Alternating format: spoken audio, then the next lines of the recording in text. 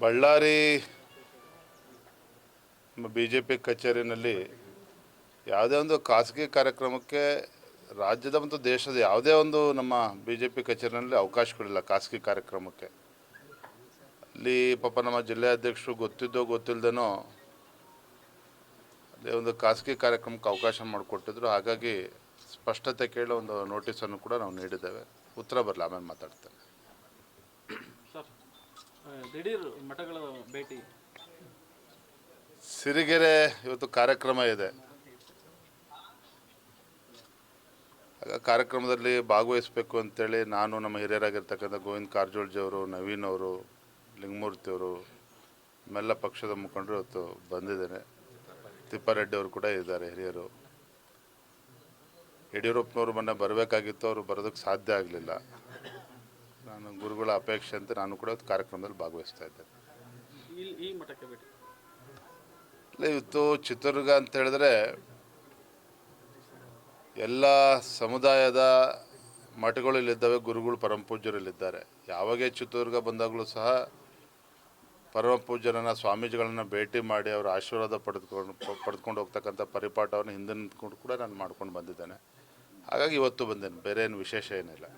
ರಾಜ್ಯಾಧ್ಯಕ್ಷ ಸ್ಥಾನದಿಂದ ಇಳಿಸಲಿಕ್ಕೆ ಸಾಕಷ್ಟು ತಯಾರಿಗಳು ನಡೀತದೆ, ವಿರೋಧಗಳು ಇದೆ. ಪರ ವಿರೋಧ ಚರ್ಚೆಗಳ ನಡುವೆ ವಿಜಯೇಂದ್ರ ಅವರು ಮಠಗಳ ಭೇಟಿ ಇದೊಂದು ರೀತಿ ಕುತೂಹಲಕ್ಕೆ ಕಾರಣ ಆಗಿದೆ. ಏನು ಆ ಥರ ಕುತೂಹಲ ಏನಿಲ್ಲ. ರಾಜ್ಯದ ಅಧ್ಯಕ್ಷನಾಗಿ ಕಳೆದ 1 ವರ್ಷದಿಂದ ಯಶಸ್ವಿಯಾಗಿ ಕಾರ್ಯಕರ್ತರು ಕೂಡ ಒಂದು ಧೈರ್ಯ ಸ್ಥೈರ್ಯವನ್ನು ತುಂಬಿಕೊಂಡು ಕೆಲಸ ಮಾಡ್ತಾ ಇದ್ದಾನೆ. ರಾಜ್ಯದ ಅಧ್ಯಕ್ಷನಾಗಿ ಮುಂದುವರಿಬೇಕು ಅಂತೇಳಿ ಕಾರ್ಯಕರ್ತರ ಅಪೇಕ್ಷೆ ಇದೆ. ಸದ್ಯದಲ್ಲೇ ಕೇಂದ್ರದ ವರಿಷ್ಠರು ತೀರ್ಮಾನವನ್ನು ಕೈಗೊಳ್ತಾರೆ.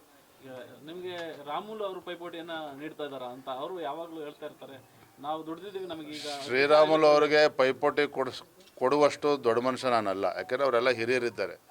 ಶ್ರೀರಾಮುಲು ಅವರು ಇರ್ಬೋದು, ಕಾರಜೋಳ ಅವರು ಇರ್ಬೋದು, ಇವತ್ತು ಸನ್ಮಾನ್ಯ ಯಡಿಯೂರಪ್ಪನವರು, ಅನಂತಕುಮಾರರು ಅವರ ಜೊತೆಯಲ್ಲಿ ಅವರು ಕೂಡ ಅನೇಕ ಹಿರಿಯರ ಜೊತೆ ಅವರು ಕೂಡ ಪಕ್ಷ ಸಂಘಟನೆ ಮಾಡಿದ್ದಾರೆ. ಇವತ್ತು ಅಂತಿಮವಾಗಿ ಪಕ್ಷದ ವರಿಷ್ಠರು ತೀರ್ಮಾನ ಮಾಡ್ತಾರೆ. ಶ್ರೀರಾಮುಲು ಪೈಪೋಟಿ ಕೊಡೋಷ್ಟು ದೊಡ್ಡ ಮನುಷ್ಯ ಖಂಡಿತ ಅಲ್ಲ.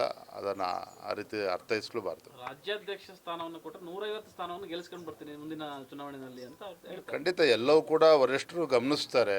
ಯಾರಿಗೆ ಕೊಟ್ಟರೆ ಪಕ್ಷಕ್ಕೆ ಒಳ್ಳೆಯದಾಗ್ತದೆ, ಜಿಲ್ಲಾಧ್ಯಕ್ಷರ ಅಪೇಕ್ಷೆಗಳೇನಿದೆ, ಶಾಸಕರು ಹಿರಿಯರ ಅಪೇಕ್ಷೆ ಏನಿದೆ, ಅದೆಲ್ಲ ಆಧಾರವಾಗಿ ಇಟ್ಕೊಂಡು ಪಕ್ಷ ತೀರ್ಮಾನ ಮಾಡ್ತದೆ. ನಮ್ಮ ಪಕ್ಷ ಏನು ತೀರ್ಮಾನ ಮಾಡ್ತದೆ, ನಮ್ಮ ಹೈಕಮಾಂಡ್, ಅದು ನಾನಾಗಲಿ ಮತ್ತೊಬ್ಬರು ಎಲ್ಲರೂ ಕೂಡ ಭದ್ರಾಗಿರ್ಬೇಕಾಗ್ತದೆ. ಅವ್ರು ಮಾಡ್ತೇವೆ. Thank you. ಜಿಲ್ಲಾಧ್ಯಕ್ಷರ ಆಯ್ಕೆ ಸಂದರ್ಭದಲ್ಲೂ ಕೂಡ ಸರ್ ವಿಜಯೇಂದ್ರ ಅವರ ಬೆಂಬಲಿಗರಿಗೆ ಅವಕಾಶ ಕೊಡಲಾಗ್ತಾ ಇದೆ.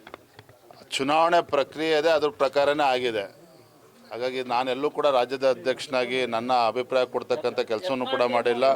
Thank you. ಧನ್ಯವಾದ.